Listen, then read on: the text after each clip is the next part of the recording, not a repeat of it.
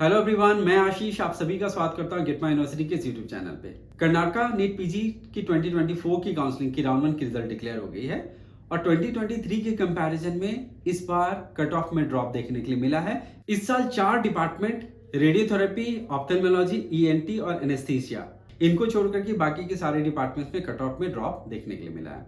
आज की इस वीडियो में मैं कवर करने वाला हूँ डिपार्टमेंट वाइज कट ऑफ क्या गई है और अलॉटमेंट मिलने के बाद में अगला स्टेप क्या होता है, जैसे कि चॉइसेस की एक्सरसाइज, जो कि बहुत ही इंपॉर्टेंट यहाँ पे प्रोसेस है, जो कि आप बिल्कुल भी आपको मिस नहीं करना चाहिए, नहीं तो आप काउंसलिंग से बाहर हो जाएंगे। रिपोर्टिंग की प्रोसेस क्या है और क्या एक्सपेक्ट कर सकते हैं कट ऑफ आगे के राउंड में, जिसके हिसाब से आप अपनी फ्यूचर प्लानिंग कर सकते हैं, क्योंकि आप में से कई ऐसे होंगे जो पैरेलली कई और काउंसलिंग प्रोसेस को भी पार्टिसिपेट कर रहे होंगे।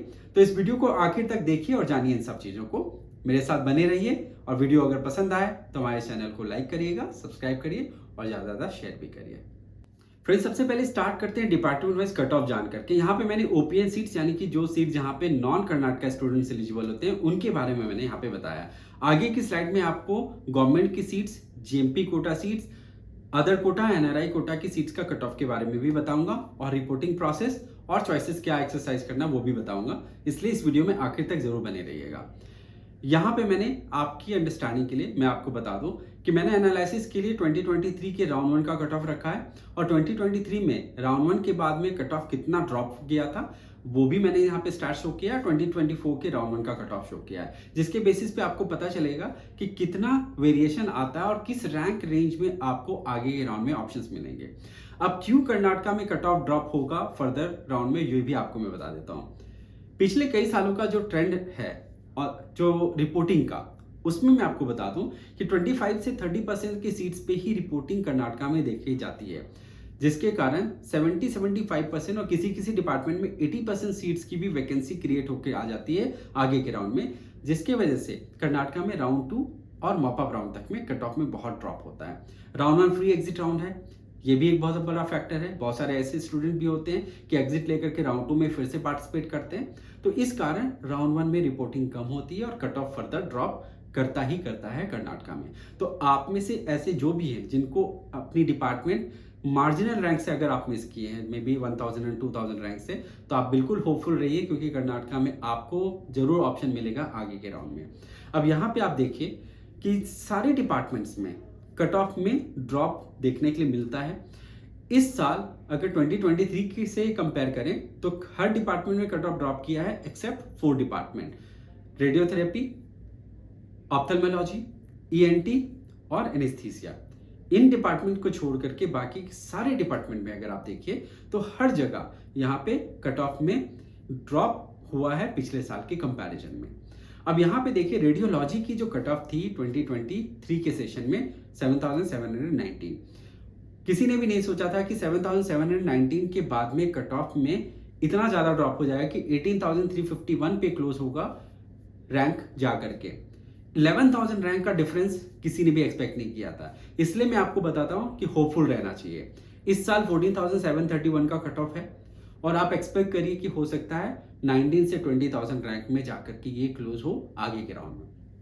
हो सकता है कि टॉप रेटेड कॉलेज में वैकेंसीज कम आए और में मार्जिनल कट ऑफ ड्रॉप हो, बाद में मिड सेगमेंट के जितने कॉलेज हैं, लोअर सेगमेंट में जो कॉलेजेस हैं, जो टायर 2 एंड टायर 3 सिटीज में लोकेटेड हैं, वहां पे कट ऑफ में बहुत ड्रॉप होता है। अगर बजटेड ऑप्शन चाहते हैं तो आप कर्नाटका में जरूर बने रहिए। बाकी के डिपार्टमेंट में भी अगर आप देखिएगा, जैसे डर्मेटोलॉजी है, यहाँ पे भी कट ऑफ 7427 से ड्रॉप होकर 17809 पे क्लोज हुआ था 2023 में। 2024 में 14833, यानी कि 7000 रैंक का यहाँ पे भी डिफरेंस आ गया 2023 से 24 में राउंड 1 में ही। तो फर्दर 4-5000 का भी रैंक अगर मैं ड्रॉप लेता हूं, जबकि पिछले साल 10000 रैंक का ड्रॉप था, मैं 4 to 5000 का भी अगर लेके चलूं तो 20000 रैंक रेंज में आपको रेडियोलॉजी, डर्मेटोलॉजी, जनरल मेडिसिन, ओबीजी 24 से 25000 रैंक में, फिर आपको पल्मोनरी मेडिसिन भी 20000 रैंक में आपको ये सब ऑप्शंस मिल जाएंगे।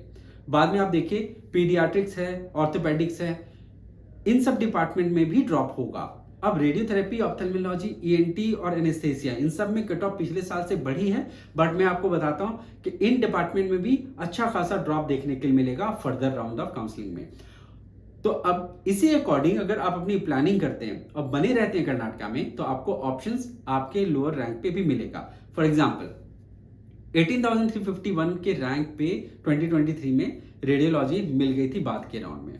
अब आप सोचिए कि 18,300 रैंक पे एक्चुअली किसी स्टूडेंट को ऑर्थोपेडिक की सीट मिली होगी या फिर रेडियोथेरेपी में सीट्स मिली होगी, तो इन सब डिपार्टमेंट में जिनको सीट मिली थी वो अगर रुक गए होते तो उनको उनसे बेटर डिपार्टमेंट का भी ऑप्शन मिलता।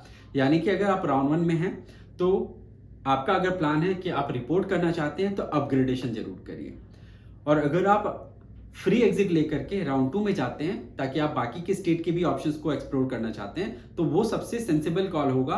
उस केस में आपको राउंड 2 में ऑप्शंस मिलेंगे लोअर रैंक पे भी।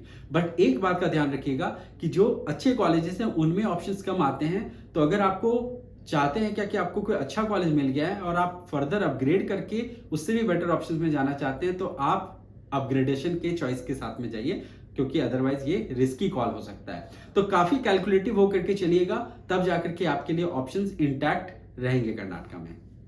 अब यहाँ पे मैंने friends department wise cut off रखा है गवर्नमेंट सीट्स के साथ में अदर कोटा सीट्स और एनआरआई कोटा सीट्स। इस साल का जो स्टैटिस्टिकल एनालिसिस निकल करके आया है उसमें जो कट ऑफ का जो ट्रेंड है उसके हिसाब से यहाँ पे देखिए कि सबसे ऊपर गवर्नमेंट सीट्स पे डर्मेटोलॉजी, वहां पे आपने देखा कि ओपीएन सीट्स पे रेडियोलॉजी की सबसे हाईएस्ट कट ऑफ थी।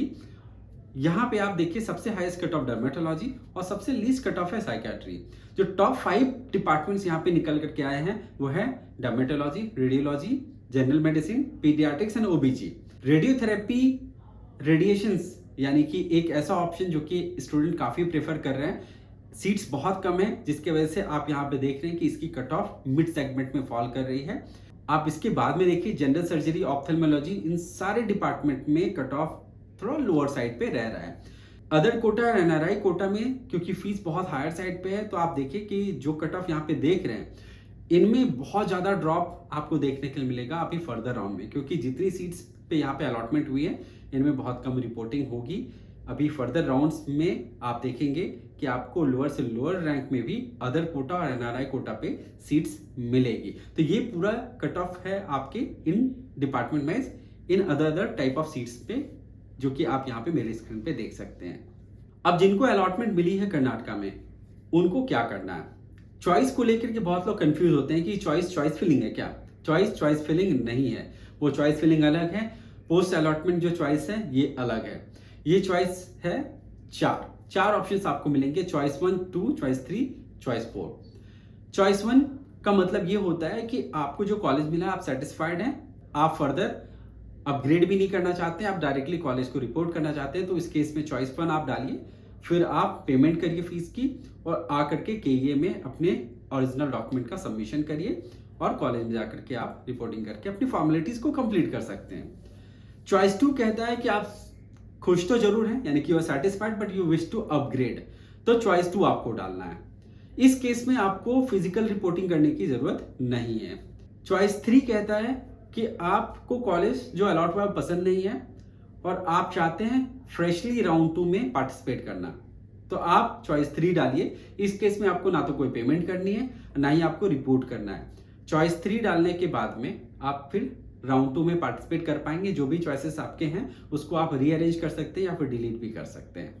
चॉइस 4 कहता है कि आपको कॉलेज बिल्कुल पसंद नहीं और आप कर्नाटक में फर्दर पार्टिसिपेट भी नहीं करना चाहते हैं, you want to take an exit from the counselling process in Karnataka, तो आपको चॉइस 4 डालना है। चॉइस 4 डालने के बाद में आप ध्यान रखिएगा आप फिर से कर्नाटक में दोबारा पार्टिसिपेट नहीं कर सकते हैं, तो केयरफुली इन चॉइसेस को डालिएगा क्योंकि ये चॉइसेस बहुत इंपॉर्टेंट है। अगर आप किसी भी कंडीशन में मिस कर जाते हैं कि सपोज आपको अलॉटमेंट आया बट आप रिपोर्ट नहीं करना चाह रहे हैं, तो आप सोच रहे हैं कि ये फ्री एग्जिट राउंड है तो कोई बात हम रिपोर्ट नहीं भी करेंगे, तो will take a call letter, तो उस केस में राउंड 2 में जब आप जाएंगे तो आपकी चॉइसेस ही इनेबल नहीं होगी, will not be allowed to log in into the portals. तो इन सब चीजों पे बहुत केयरफुली ध्यान रखिएगा। अब रिपोर्टिंग की प्रोसेस क्या है कर्नाटका में ये देखिए। अलॉटमेंट लेटर आप डाउनलोड कर सकते हैं इस वक्त। इसके बाद आपको चॉइस एंट्री करना है, इसके लिए लिंक मिलेगा, उस लिंक पे आप लॉगिन करके चॉइस एंट्री करेंगे। चॉइस एंट्री करने के बाद आपको फीस पेमेंट का चालान डाउनलोड करने का ऑप्शन मिलेगा, वो डाउनलोड करके आपको फीस पे करना है। फीस पे करने के बाद में जिन्होंने चॉइस 1 एंट्री डाला है वो केए में आकर के अपने ओरिजिनल डॉक्यूमेंट को सबमिट करेंगे और फिर जाकर के वो अपने कॉलेज में रिपोर्ट कर सकते हैं। चॉइस 2 जिन्होंने डाला है, जो अपग्रेडेशन में जा रहे हैं, उनको फीस तो पे करना जरूर है, बट उनको केए आने की कोई ज़रूरत नहीं है, उनको फिजिकल रिपोर्टिंग की ज़रूरत नहीं है। चॉइस 3 और चॉइस 4 वाले के लिए ये प्रोसेस एप्लीकेबल नहीं होता है। तो रिपोर्टिंग का यही प्रोसेस है। इस प्रोसेस में आपका तकरीबन 2 से 3 दिन का टाइम लेके चलिए, एक दिन आपका केए में पूरा प्रोसेस में लग जाएगा। और मे भी अगर आप कॉलेज में जाकर के फर्दर प्रोसेस करना चाहते हैं तो उस केस में आपको ट्रैवल का टाइम अपना देख करके करना पड़ेगा। उम्मीद करता हूं कि आपको हमारा ये वीडियो पसंद आया होगा। कर्नाटक के इस राउंड 1 की कट ऑफ एनालिसिस के ऊपर में फर्दर हमारे साथ में बने रहिए। और भी स्टेट की जैसे भी रिजल्ट आती है उस समय मैं आपको उसकी एनालिसिस आपके साथ शेयर करूंगा, ताकि आपको आपकी इस पूरी जर्नी में team get my university help करे एक बेहतर प्लानिंग में। Thank you and wish you all the best.